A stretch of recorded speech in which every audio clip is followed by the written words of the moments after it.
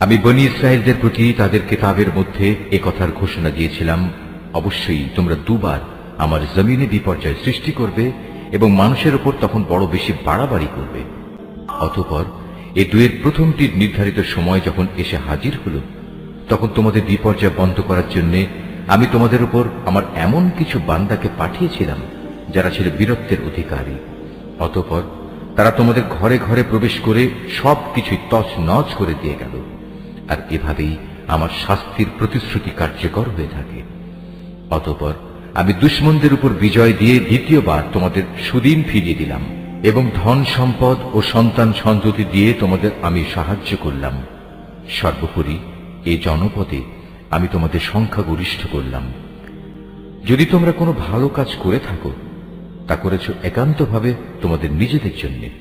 অপরদিকে তোমাদের কেউ যদি কোনো মন্দ কাজ করে থাকো, তার দায়িত্ব একান্তভাবে তার নিজের।